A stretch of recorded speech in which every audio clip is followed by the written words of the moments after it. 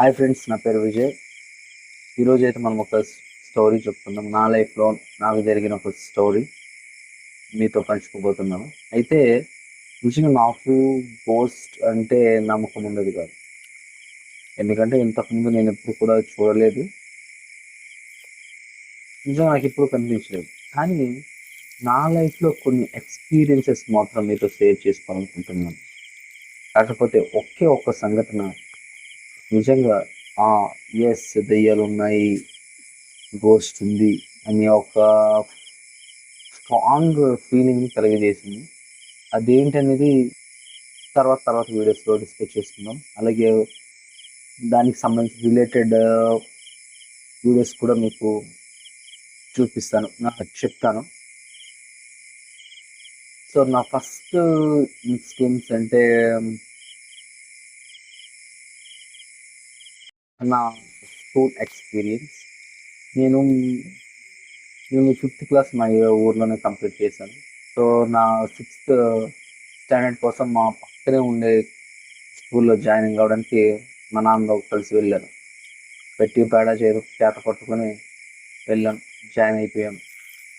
So first day నా లైఫ్లో చాలా భయంకరమైన రోజు. ఇప్పటికీ గుర్తుంది ఆ సంఘటన. సో యూజువల్గా రాత్రి అందరితో పాటు కలిసి భోజనం చేశాను. తర్వాత ఇప్పట్లాగా అప్పట్లో బెడ్స్ అనేవి ఉండేవి కావు. కింద దుప్పట ఏదైనా దొరికితే దాన్ని పరుచుకొని పడుకునేవాళ్ళం. అయితే ఆ రోజు ఏం జరిగిందంటే, నేను లేట్గా జాయిన్ అయ్యాను కాబట్టి నన్ను ఏం చేశారంటే, జూనియర్ కాబట్టి అందరు మధ్యలో పడుకుని చివర డోర్ పక్కన నన్ను పడుకోబెట్టారు.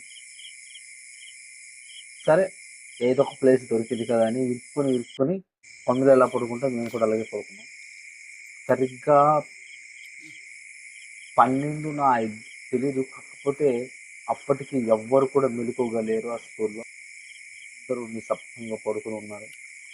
నాకెందుకో మెలుకు వస్తే నేను విన్న మొదటి సౌండ్ బయట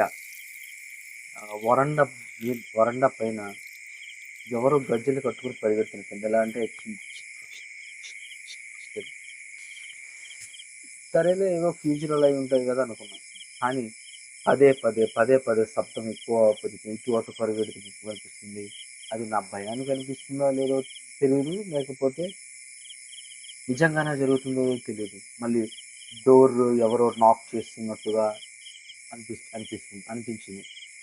ఆ తర్వాత మళ్ళీ కాసేపటి పోయాక నేను పడుకునే రూమ్ పైన స్లాబ్ మీద పరిగెడుతున్నట్టుగా, అంటే టబ్ అనే సౌండ్ వచ్చింది. సో నిజంగా నాకైతే ఆ రాత్రి కుక్కలు కనిపించాయి. భయంతో అయితే కళ్ళు అంత బిగిసిపోయాయి. అంత బాగా కనీసం ఆ రోజు నైట్ అయితే నిద్ర పట్టలేదు నాకు. సో అలాంటి చాలా దారుణమైన పరిస్థితి జరిగింది. మొత్తానికైతే తెల్లవారింది, అమ్మాయి అనుకున్నాం. తర్వాత నాకు తెలిసిన విషయం ఏంటంటే, మా స్కూల్ పక్కనే శ్మశానం ఉంది. ఏదైనా శవాన్ని తీసుకెళ్లాలంటే ఆ స్కూల్ ప్రహరీ గోడ పక్క నుంచే తీసుకెళ్ళి ఆ శ్మశానంలో తగలబెట్టేవాళ్ళు. అక్కడ వాళ్ళు కాలిస్తే ఆ స్మెల్లే మేము పీల్చేవాళ్ళం. సో ఇది టౌన్లో ఉండే వరకు ఇది చాలా పెద్ద కొత్త ఏం కాకపోవచ్చు, కానీ విలేజ్ సైడ్ అనేవి శ్మశానాలు చాలా దూరంగా ఉంటాయి. బేసికల్గా ఎవరైనా ఒక వ్యక్తిని దహనం చేసామంటే నిజంగా దగ్గరకు కూడా వెళ్ళరు. సో ఫ్రెండ్స్, గోస్ట్ అంటే అది కనిపిస్తేనే అది గోస్ట్, కనిపించకపోతే అది కాదు అనేది నాకు తెలిసినంత అపోహ. ప్రతిసారి అవి కనబడాలంటే అంత ఈజీ కాదు, కనిపించకపోవడం. సో నాదైతే ఇదే ఎక్స్పీరియన్స్. ఇంకా చాలా ఉన్నాయి ఎక్స్పీరియన్స్ ఎందుకంటే మా ఏరియా చుట్టూ కథలుగా కొన్ని ఎన్నో ఉన్నాయి.